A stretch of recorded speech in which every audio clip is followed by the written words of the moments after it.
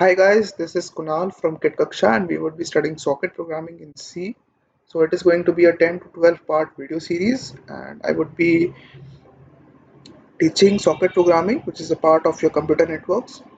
So before starting there are certain prerequisites which you should be knowing like the basic C programming language, some basic data structures, and you must be knowing how to compile your code on Linux using GCC.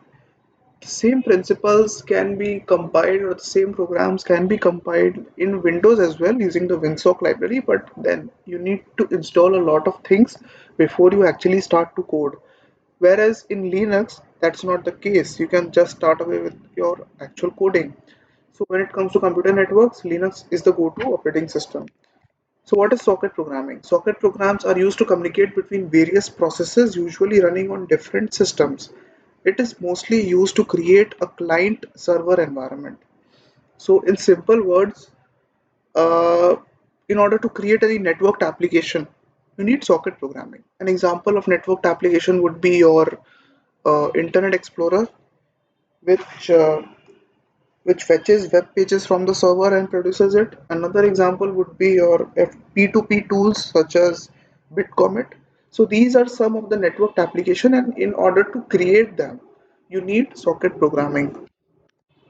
So what are sockets? Sockets allow communication between two different processes on the same or different machines. It is an interface between an application process and a transport layer. The application process can send receive message to or from another application process, local or remote, via a socket. The socket is a kind of bridge. There are many types of sockets, but we would be restricting ourselves to the internet sockets only, which is characterized by your IP address and port number. So there are two types of internet socket. First one is your stream socket.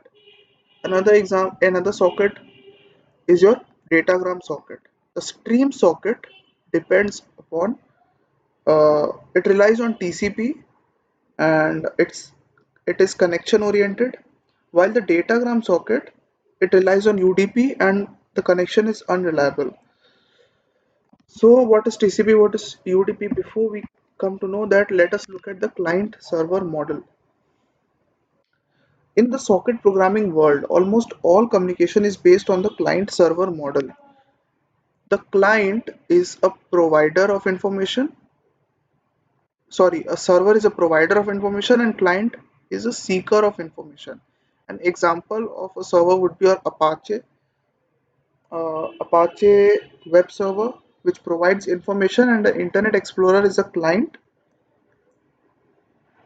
is a web client which requests those pages from the server. The process works like the server starts up first and waits for a client to connect to it. After a client successfully connects, After a client successfully connects, it requests some information.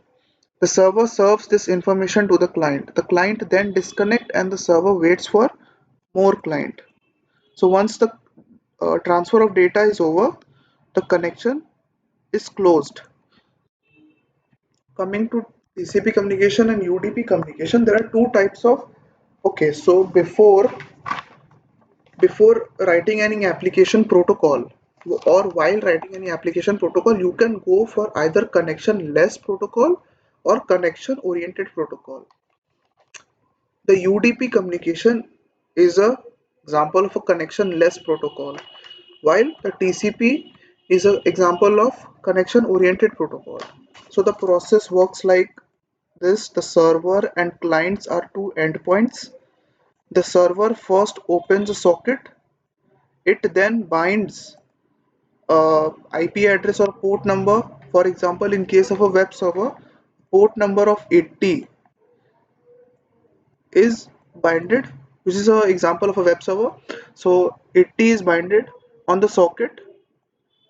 When binding process is done, so binding is the process where you give identity to a particular socket. That is, you give any IP address or port number. So once the binding process is done, it then listens.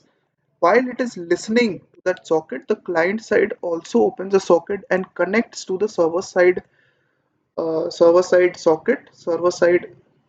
socket, and then it accepts, and once it accepts, the transfer of data takes place from send to receive or receive to send. It is a two-way communication, and once transfer of data is over, the communication closes.